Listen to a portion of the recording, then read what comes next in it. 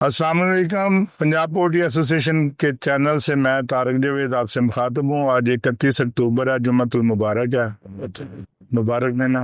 और आज मेरे साथ मौजूद हैं मियाँ जुल्फ़कार साहब, पोल्ट्री इंडस्ट्री की जानी पहचानी शख्सियत हैं, इल्ज़ामात की ज़द में हैं और इल्ज़ामात देते भी रहे हैं। तो आज मियाँ जुल्फ़कार साहब से भी बात करेंगे और पोल्ट्री के बारे में बात होगी, जो पोजीशन है। सबसे पहले तो मैं ये बता दूं कि रात को कल 265 पंजाब पोल्ट्री एसोसिएशन की तरफ से रेड किया गया, जिसके जवाब में बीएफए की तरफ से 260 रुपये रेड कर दिया गया। लेकिन हालात ऐसे बने कि वो 265 वालों को भी 270 करना पड़ा और फिर लामहला जो बीएफए की तरफ से भी 270 कर दिया गया। आज फिर पोजीशन कोई बुरी नहीं है। मंडी डाउन बिकने के बावजूद माल बिकने वाले बहुत कम है, मार्केट में माल ज़्यादा नहीं है। फार्मर्स को पैनिक होने की ज़रूरत नहीं है, रेट के बढ़ने का चांस है। और जो मज़ीद जो पोजीशन नज़र आ रही है, शायद आज भी इसमें कुछ ना कुछ इजाफा करना पड़े। बहरहाल ये कोई हतमी बात नहीं होती, एक अंदाज़ा होता है, मुशाहदा होता है, और इसमें कोई तब्दीली भी हो सकती है। लेकिन बहरहाल मेरा जो तज़किया है आज का, जो मैंने दोस्तों की मशावरत से और दोस्तों की मैसेजेस की रोशनी में किया है, उसमें आज भी इसमें कुछ ना कुछ बेहतरी का चांस मौजूद है। बाकी हम बात करते हैं मियाँ साहब से। मियाँ साहब फार्मिंग भी करते हैं, मियाँ साहब ने ब्रीडर भी डाला हुआ है, एक वसी तजर्बा रखे हैं। जी मियाँ साहब, अस्सलाम वालेकुम। वालेकुम अस्सलाम भाईजान, कैसे हैं आप? जी अल्लाह का शुक्र भाई, अल्हम्दुलिल्लाह। कैसा कारोबार चल रहा है? बस अल्लाह का एहसान है भाई, कभी मंदा कभी मंदा अच्छा। तो शुरू से इस कारोबार में होती आई है और बहुत बड़ा अपसेट हो जाता है। आज आप क्या पोजीशन देख रहे हैं कि मार्केट में क्या पोजीशन है? मैंने तो जिन दोस्तों से भी मशवरा किया है, मुख्तलिफ ब्रोकर से बात की है, वो तो बता रहे हैं कि माल आज कम है। नहीं बाल भाई, मेरे मुताबिक तो भाई माल काम नहीं है, ये मैनिपुलेशन हो रही है और कुछ नहीं है। कल भी रेट इंक्रीज करना नहीं बनता था। कुछ दोस्तों ने मेरा नाम लेके, बीएफए वाले कुछ दोस्तों ने मेरा नाम लेके कि मियाँ साहब ने क्या कि रेट बढ़वाया, जो कि सरासर गलत है। नहीं, किसको क्या के बढ़वाया? कि मैंने बीएफए के कुछ दोस्तों को, रेट कमेटी के मेंबरान को फोन करके कहा है कि रेट बढ़ाओ, माल नहीं है, जो कि मेरे ऊपर कम अज कम सरासर इल्जाम है। मैंने हमेशा दुरुस्त रेट की और कम से कम लेस पे के रेट को सपोर्ट की है। नहीं, लेकिन मियाँ साहब मेरा ख्याल है कि रेट तो पंजाब पोल्ट्री एसोसिएशन की तरफ से पहले बढ़ाया गया था और उसमें आप सर ये तो मुझे नहीं पता, लेकिन वो उन्होंने कुछ मेरे दोस्तों को फोन करके कहा है कि मियाँ जुल्फ़कार ने क्या कि रेट बढ़वाया, जो कि मेरे ऊपर कम अज कम इल्जाम है। नहीं, अगर ऐसा कोई इल्जाम किसी ने लगाया तो उसकी वजाहत से उसका बताएं। नहीं, मैं अब किसी का क्या नाम लूं भाई? पे खामखा इतना बड़ा इल्जाम लगा देना, और वो भी उस बंदे पर जो शुरू से मेरिट का हामी रहा है और मेरिट के लिए ही अपनी पूरी कोशिश करता है, उस पे फोन करके रेट बढ़ाने का इल्जाम अगर किसी ने लगाया तो हमारी नजर में तो ये बहुत बड़ी ज्यादती है।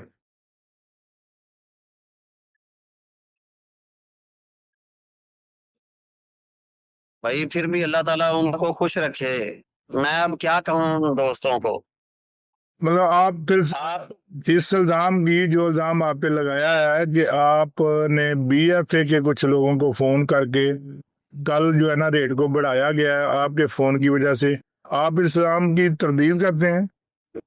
जी मैं तरदीद करता हूँ और सख्त अल्फाज में शदीद एहतजाज करता हूँ कि ये मेरे ऊपर इल्जाम है। तो उन इल्जाम लगाने वालों की मजम्मत भी करें। जी बिल्कुल, मैं तो मजम्मत करता हूँ भाई। वैसे मेरा ख्याल है कि आपने तो कभी बीएफए की रेट कमेटी वालों से कभी राब्ता नहीं किया कि किसी मशवरे के लिए या राय देने के लिए? जी भाई, मैंने कभी उनको कोई उनका मेंबर बता दे कि मैंने किसी को कोई स्क्रीनशॉट दे दे कि मैंने कभी किसी को फोन भी किया हो। तो ये तो बीएफए की जो रेट कमेटी है उसके भी किसी ना किसी मेंबर को इसकी वजाहत करनी चाहिए, खा वो अपने मैसेजेस में करे या वो हमारे जरिए करे। किसी पर खामखा का इल्ज़ाम लगा देना कोई अच्छी बात नहीं, लेकिन ये रवायत यहाँ पे मौजूद है और बड़े अरसे से मौजूद है। लेकिन आने वाले वक्त में मेरा ख्याल है इस तरह की गलत रवायतों को ख़त्म होना चाहिए। जी बिल्कुल खत्म होना चाहिए भैया। चलिए, आज आप कह रहे हैं कि रेट बढ़ना नहीं बनता, मैनिपुलेशन के जरिए बढ़ रहा है, आप भी ये इल्ज़ाम लगा रहे हैं, तो आप बताएं ये कैसे آپ نے کیسے جج کیا؟ بھائی دیکھیں نا، رات 10 سے 15 روپے لیس لگائی گئی ہے فارمر کو، ٹھیک ہے، تو وہی اس کا کس کو فائدہ ہے؟ اگر یہ ریٹ جائز بڑھتا تو یہ اتنی لیس نہیں چلنی چاہیے تھی۔ صحیح، لیکن کچھ علاقوں میں لیس کم لگی ہے۔ بھیا میرا نہیں خیال کسی علاقے میں بھی کم لیس لگی ہے، صرف بتا رہے ہیں، لگا نہیں رہے۔ نہیں، میرا خیال ہے کہ جو فیروز پور روڈ سائڈ ہے اور ملتان روڈ ہے اس پہ لیس اتنی نہیں ہے۔ بھائی میں نہیں سمجھتا، میرا خیال تو وہ ایک لیس جو اوپن کرتے ہیں، ایک وہ لیس ہے جس کو اوپن نہیں کرتے۔ وہ فارمر کیوں دیتے ہیں؟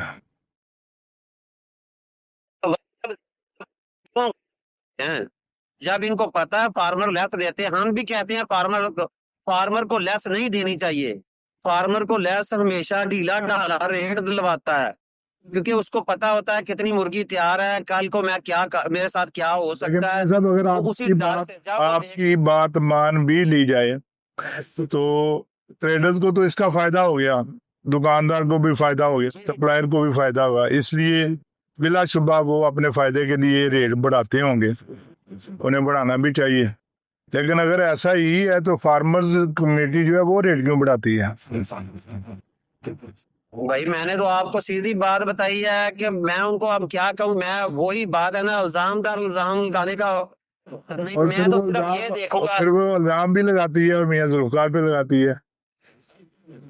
کوئی بات نہیں جی، مزے میں رہے۔ میں نے تو کل اسماعیل گروپ میں میرا میسج موجود ہے کہ میں نے درست ریٹ کی درخواست کی تھی، میں نے کبھی بھی نہیں کہا کہ ریٹ انکریز کریں، اس کو ایسے کر دیں، فارمر ہمدردی دیں۔ میں تو اس کے سخت خلاف ہوں، فارمر ہمدردی کے۔ لیکن میاں صاحب آج تو میری کافی لوگوں سے بات ہوئی ہے، آج تو مال فی الحال کم ہے، مارکیٹ میں اتنی سیل نہیں ہے جتنی ضرورت ہے، تو یہی میں محسوس نہیں کر رہا، میرے پاس مرغی تیار ہے، میں نے اس وقت تک میرا خیال ہے کم سے کم 20 سے 25 بندوں کو فون کیا ہے، تو اس میں سے صرف 2 بندوں نے کہا ہے کہ ہم گاڑیاں بھیجیں گے، باقی نے سب نے کہا جی ہمارے پاس وافر ہے۔ تو اگر اس کے باوجود ریٹ بڑھتا ہے تو پھر تو دال میں کچھ کالا ہوگا۔ میں اس میں اب پھر بات ہوئی ہے یا نہیں ہے، وہ جو کر رہے ہیں جواب انہوں نے دینا، میں نے تھوڑی دینا۔ لیکن الزام تو آپ پہ لگا رہے ہیں نا، اس کی کیا وجہ؟ وہی کریں جی الزام، وہ کہتے ہیں کہ ذوالفقار صاحب مہنگا چوزہ بیچنا ہے اس لیے شاید وہ مرغی کا ریٹ بڑھانا چاہ رہے ہیں، لیکن چوزے کی پوزیشن تو ویسے ہی میرا خیال ہے بہتر جا رہی ہے، اور جو ریٹ نکال رہے ہیں اس پہ وہ سیل بھی ہوتا جا رہا ہے۔ طارق بھائی، بی ایف اے سے زیادہ میرا جو تعلق ہے وہ ٹریڈرز گروپ میں ہے، اور سب میرے دوست ہیں، میں ان کو فون بھی کر لیتا ہوں۔ صحیح، آپ لوگوں میں سے کوئی بندہ یہ ثابت کر دے کہ میں نے کبھی ریٹ بڑھانے کی حمایت کی ہو؟ نہیں، ہم نے تو ہمیشہ آپ کی شہادت دی ہے کہ آپ نے ہمیشہ میرٹ کے قریب ترین ریٹ رکھنے کے لیے کام کیا ہے، میرٹ کے قریب ترین ریٹ رکھنے کے لیے بات کی ہے، اور اگر کبھی سفارش کی ہے تو وہ بھی یہی کی ہے کہ بھائی میرٹ کے قریب ترین ریٹ رکھیں۔ اس بات کی ہم بانگے دہل اقرار بھی کرتے ہیں اور لوگوں کو بھی بتاتے ہیں کہ میاں ذوالفقار صاحب نے کبھی ریٹ بڑھانے کے لیے، بلا وجہ بڑھانے کے لیے کبھی کوئی بات نہیں کی، اور ان کی ہمیشہ سے یہ کوشش رہتی ہے کہ میرٹ کے قریب ترین ریٹ، لیکن اور بہت ساری مجبوریاں ہوتی ہیں، بہت سارے مفادات ہوتے ہیں جو ریٹ کو بلا وجہ بڑھاتے بھی ہیں، اور اب ان سے ہر بندہ واقف بھی ہے، لیکن ہر بندہ چپ ہے کیونکہ سب کے مفادات اس میں مشترک ہیں۔ لیکن اگر ریٹ کو میرٹ کے قریب ترین رکھا جائے تو وہ ریٹ جو بڑھا کے لیسیں چلا رہے ہیں وہ شاید 1-2 دن میں اسی ریٹ پہ جینون ریٹ آ جائے۔ بہرحال سمجھنے کی بات ہے، اور میں بارہا درخواست کر چکا ہوں کہ کوئی ایسی کمیٹی کو ایسی میٹنگ بیٹھنی چاہیے جس میں اس بات کا فیصلہ کرے۔ ریٹ کے طے کرنے کے فیکٹرز بالکل خراب ہو چکے ہیں، عملاً ان کو مطلب خراب کر دیا گیا ہے، اور ان کو طے کرنا ضروری ہے۔ اور میں نے یہ بھی درخواست کی تھی اگر بی ایف اے کی اقتدار والی پارٹی نہیں بیٹھتی تو اپوزیشن والی پارٹی بیٹھ جائے، اس کے ساتھ بھی ڈسکس کی جا سکتی ہے، لیکن بڑے افسوس کی بات ہے کہ بی ایف اے کی طرف سے کسی بندے نے کوئی جواب نہیں دیا۔ آپ طارق بھائی، بی ایف اے دے وچ دیکھو گل ہے، میرا کوئی ایڈا کوئی خاص سیاست نال تعلق نہیں ہے، میری اسلام دعا میں طارق صاحب نو فون کر لاں، قاسم صاحب نو فون کر لاں تے ادھر زلزلہ آ جاندا ہے کہ او یہ ویگ گئے نے، یہ انہاں نال مل گئے نے، ਮੇਰਾ ਭਾਈ ਜਿਹੜੇ ਬੀਐਫਏ ਦੇ ਵਿੱਚ ਨੇ ਅੱਗੇ ਉਹ ਕਹਿ ਰਹੇ ਨੇ ਕਿ ਇਲੈਕਸ਼ਨ ਜਿੱਤ ਕੇ ਵੀ ਕੰਮ ਆਪ ਕਰ ਰਹੇ ਨੇ, ਮੀਟਿੰਗ ਗਵਰਨਮੈਂਟ ਦੇ ਨਾਲ ਆਪ ਕਰਨ ਡਏ ਨੇ, ਰੇਟ ਫੀਡ ਦੇ ਆਪ ਵਧਵਾਉਣ ਡਏ ਨੇ, ਉਹਦੇ ਦਾ ਰੇਟ ਆਪ ਵਧਵਾਉਣ ਡਏ ਨੇ, ਤਿਆਰ ਦਾ ਰੇਟ ਉਹ ਦੇਣ ਡਏ ਨੇ, ਲੇਕਿਨ ਇਲਜ਼ਾਮ ਉਹ ਆਪੋਜੀਸ਼ਨ ਤੇ ਦੇਣ ਡਏ ਨੇ ਜੀ ਉਹ ਇਸ ਤਰ੍ਹਾਂ ਨਹੀਂ ਸਾਨੂੰ ਕਰਨ ਦੇਣ ਡਏ।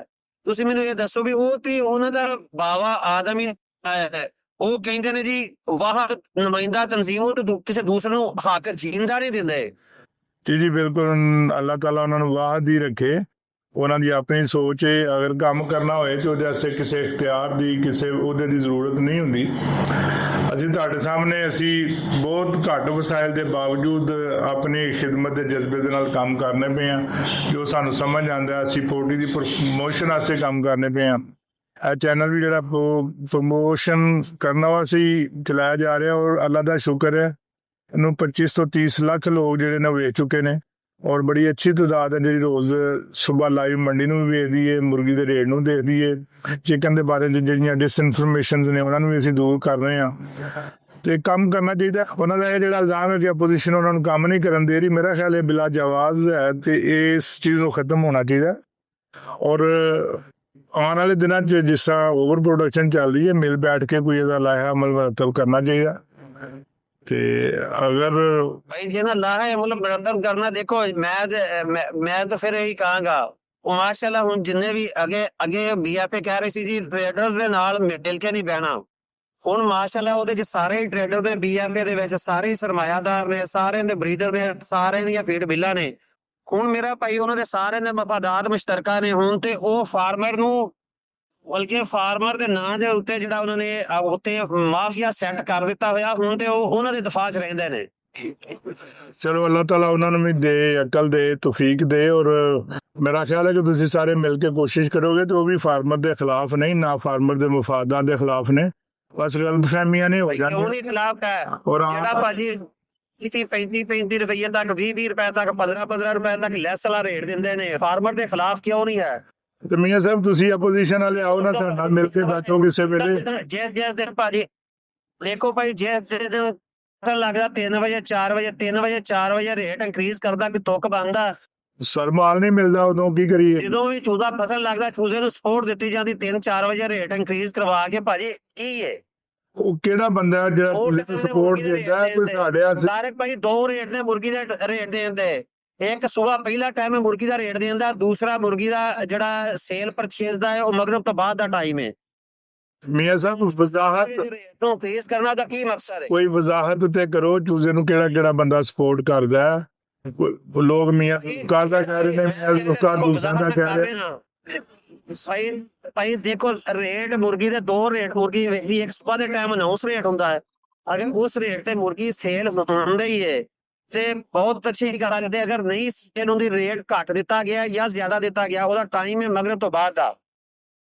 ਤੇ ਮੀਆਂ ਸਾਹਿਬ ਕਿਉਂ ਨਹੀਂ ਆ ਕੇ ਬੈਠਦੇ? ਅਸੀਂ ਬਾਰਹਾ ਪੇਸ਼ਕਸ਼ ਕਰ ਚੁੱਕੇ ਹਾਂ, ਆਓ ਬੈਠੋ ਮਿਲ ਕੇ। ਜਿਹੜਾ 3 ਵਜੇ 4 ਵਜੇ ਦੁਬਾਰਾ ਰੇਟ ਇਨਕਰੀਜ਼ ਕਰਦੇ ਨੇ, ਉਹ ਮਕਸਦ ਹੁੰਦਾ ਹੈ 3 ਵਾਰੀ ਰੇਟ ਇਨਕਰੀਜ਼ ਕਰਨਾ, ਇਹਦਾ ਕੀ ਮਕਸਦ ਹੈ? ਮੀਆਂ ਸਾਹਿਬ ਅਗਰ ਬ੍ਰੋਕਰ ਨੂੰ ਮਾਲ ਨਹੀਂ ਮਿਲੇਗਾ 3-4 ਵਜੇ ਤੱਕ ਤੇ ਉਹਨੇ ਇਨਕਰੀਜ਼ ਕਰਕੇ ਲੈਣਾ ਨਾ, ਹੋਰ ਕਿਹੜਾ ਤਰੀਕਾ ਹੈਗਾ ਜਿਹਦਾ ਉਹ ਲੈ ਸਕੇ? ਅੱਛਾ ਭਾਜੀ ਕਿਹੜਾ ਮਾਲ ਨਾ ਮਿਲਣਾ ਹੈ, ਮੇਰੀ ਗੱਲ ਸੁਣੇ, ਕਿਹੜਾ ਮਾਲ ਨਾ ਮਿਲਣਾ ਹੈ ਕਿ ਆਪਣਾ ਜਦੋਂ ਮਾਲ ਉਹਨਾਂ ਦੇ ਕੋਲ ਤੁਰ ਜਾਂਦਾ ਹੈ ਤੇ ਆਪਣਾ ਅਗਲੇ ਦਿਨ ਪਤਾ ਲੱਗਦਾ 3 ਵਜੇ ਇਨਕਰੀਜ਼ ਕੀਤਾ, ਰਾਤ ਨੂੰ 10 ਵਜੇ ਇਨਕਰੀਜ਼ ਕੀਤਾ, ਸਵੇਰੇ ਉੱਠ ਕੇ ਖਾਤੇ ਚੈੱਕ ਕਰੀ ਦੇਣਾ 20 ਰੁਪਏ ਲੈਸ ਲੱਗੀ ਹੁੰਦੀ ਹੈ। ਲੇਕਿਨ ਇਹਦੇ ਬਾਰੇ ਤੁਸੀਂ ਆਗੇ ਗੁਫ਼ਤਗੂ ਕਿਉਂ ਨਹੀਂ ਕਰਦੇ, ਮੀਟਿੰਗ ਕਿਉਂ ਨਹੀਂ ਕਰਦੇ? ਇਹ ਤਾਂ ਬੜੀ ਦਫਾ ਪੇਸ਼ਕਸ਼ ਕਰ ਚੁੱਕੇ ਹਾਂ। ਆਓ ਬੈਠੋ, ਗੱਲਬਾਤ ਕਰੋ, ਤਰੀਕਾਕਾਰ ਬਣਾਓ। ਜਿਹਨਾਂ ਦੇ ਕੋਲ ਇਖਤਿਆਰਾਤ ਨੇ ਪਰਦੇ ਬਾਅਦ ਦੇ ਨਾਲ ਕੀ ਹੋਏਗਾ? ਸਰ ਤੁਸੀਂ ਆਪੋਜੀਸ਼ਨ ਦੀ ਟੀਮ ਆ ਜਾਓ, ਅਸੀਂ ਉਹਨਾਂ ਨਾਲ ਮਿਲ ਕੇ ਚੱਲਾਂਗੇ। ਅਗਰ ਫਾਰਮਰ ਦੀ ਬਿਹਤਰੀ ਲਈ ਕੋਈ ਕੰਮ ਹੁੰਦਾ ਤੇ ਅਸੀਂ ਆਪੋਜੀਸ਼ਨ ਦੇ ਨਾਲ ਮਿਲ ਕੇ ਵੀ ਕਰਨ ਲਈ ਤਿਆਰ ਹਾਂ। ਭਾਈ ਜਿਹੜੇ ਆਪੋਜੀਸ਼ਨ ਚ ਨੇ ਉਹਨਾਂ ਨੂੰ ਜਾਣਾ ਚਾਹੀਦਾ ਨਾ ਜੀ, ਉਹ ਕਰ। ਸਰ ਅਸੀਂ ਤੇ ਖੁੱਲ੍ਹੇਆਮ ਸਿਆਸਤ ਦੇ ਨਾਲ ਖੁੱਲ੍ਹੇਆਮ ਬੜੀ ਦਫਾ ਮੀਆਂ ਜ਼ੁਲਫਕਾਰ ਸਾਹਿਬ ਖੁੱਲ੍ਹੇਆਮ ਬੜੀ ਦਫਾ ਪੇਸ਼ਕਸ਼ ਕਰ ਚੁੱਕੇ ਹਾਂ ਕਿ ਅਗਰ ਆਪੋਜੀਸ਼ਨ ਨਹੀਂ ਸਾਡੇ ਨਾਲ ਬੈਠਣਾ ਚਾਹੁੰਦੀ, ਸਭ ਇਕਤਦਾਰ ਨਹੀਂ ਬੈਠਣਾ ਚਾਹੁੰਦੇ ਤੇ ਆਪੋਜੀਸ਼ਨ ਆ ਕੇ ਬੈਠ ਕੇ ਮੀਟਿੰਗ ਕਰੇ। ਆਪੋਜੀਸ਼ਨ ਨਾਲ ਵੀ ਮਿਲ ਕੇ ਤੇ ਕੋਈ ਲਾਇਆ ਅਮਲ ਬਣਾਇਆ ਜਾ ਸਕਦਾ ਨਾ। ਉਹਦੇ ਤੇ ਇੰਪਲੀਮੈਂਟ ਕਰ ਲਾਂਗੇ। ਬਿਹਤਰੀ ਐਸੇ ਕੰਮ ਕੋਈ ਵੀ ਕਰ ਸਕਦਾ ਹੈ। ਭਾਈ ਜਿਹੜੇ ਲੀਡਰਾਂ ਨੇ, ਤੁਹਾਨੂੰ ਤਾਂ ਪਤਾ ਵੀ ਨਾ ਮੇਰਾ ਆਪੋਜੀਸ਼ਨ ਚ ਨਾ ਹੈ, ਨਾ ਮੇਰਾ ਬਰਸਰੇ ਇਕਤਦਾਰ ਪਾਰਟੀ ਚ, ਨਾ ਮੈਂ ਤੇ ਕਾਂ ਫਾਰਮਰ ਆ। ਫਿਰ ਵੀ ਹਰ ਜਗ੍ਹਾ ਤੇ ਤੁਹਾਡਾ ਨਾਂ ਹੈ।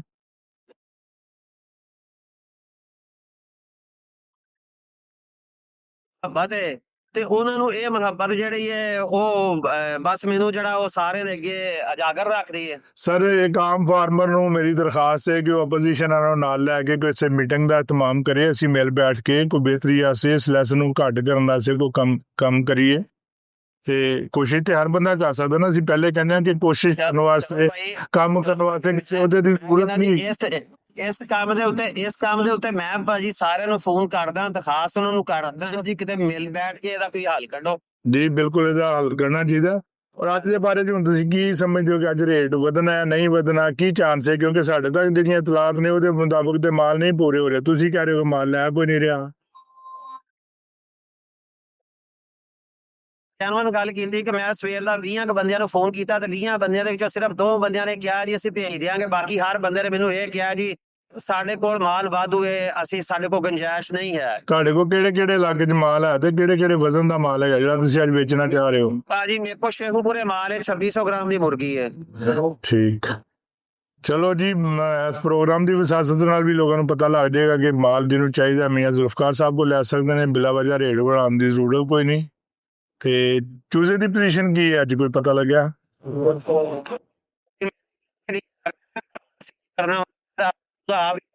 ਮੈਨੂੰ ਤੇ ਮੈਂ ਖਾਮ ਬਦਨਾਮ ਕੀਤਾ ਜਾਂਦਾ ਚੂਜ਼ੇ ਦੇ ਨਾਮ ਤੇ। ਬਦਨਾਮ ਜੋ ਹੋंगे तो क्या नाम ना होगा? नाम तो ਤੁਹਾਡਾ ਵੈਸੇ ਪਹਿਲੇ ਹੀ ਬੜਾ, ਅੱਲਾ ਦਾ ਸ਼ੁਕਰ ਹੈ। ਤੇ ਬਹਰਹਾਲ ਇਹ ਬਦਨਾਮੀ ਵਾਲੀ ਸਿਆਸਤ ਜਿਹੜੀ ਹੈ ਨਾ ਖਤਮ ਹੋਣੀ ਚਾਹੀਦੀ है। मैं तो खुद बहुत अरसा, बल्कि अब तक गलत इल्ज़ामात की जद में रहा हूँ, लेकिन अल्लाह खैर करे, मेरा बिगड़ा तो कुछ नहीं। और जो मुझे मिलता रहा उसको समझ आती रही है कि मेरे खिलाफ गलत प्रोपेगेंडा किया जाता रहा। बिल्कुल कोई शक नहीं, अभी भी इस प्रोपेगेंडे का शिकार रहे हैं। करने वाले उनको अल्लाह खुश रखे और हमें भी जिंदगी से नसीब फरमाए। सबके लिए दुआ ही करनी चाहिए। तो नाजरीन, आज के तजिए के मुताबिक, मेरा जो तजिया है उसके मुताबिक बगैर मतलब किसी शक शुबा के रेट में थोड़ा बहुत इजाफा होना मुमकिन है। लेकिन जो चीज़ मियाँ जुल्फ़कार साहब ने बताई है उसके मुताबिक बिल्कुल कोई तुक नहीं बढ़ती रेट बढ़ने की। बल्कि अगर 15-20 रुपये रात को लेस चली है और मंडी भी 260, 65, 70 बिकी है तो उसके मुताबिक असूलन रेट कम करना बनता है। लेकिन ये लेस माफिया, और लेस माफिया मैं बिला खौफ कतर कहूँगा कि उसमें हम भी शामिल हैं। लेकिन जहाँ हम शामिल हैं वहाँ फार्मर्स जो हमारे भाई हैं वो भी उसी में बराबर के शरीक हैं। ये ख़त्म होना चाहिए। अल्लाह ताला आपको सेहत दे। और मैं हमेशा कहता हूँ कि हमारा ये तजिया जो है ना, ये बिल्कुल हमारे जो मुशाहदा है या हमारी जो मशावरत होती है उसके मुताबिक हम करते हैं। लेकिन इसके बावजूद इसका 100% दुरुस्त होना ज़रूरी नहीं है। आप अपने कारोबार के खुद मालिक मुख्तार हैं। अपने कारोबार के फ़ैसले खुद करें, अपनी स्वाबदीद के मुताबिक करें। अल्लाह ताला आपका हामी नासर हो। अल्लाह हाफ़िज़।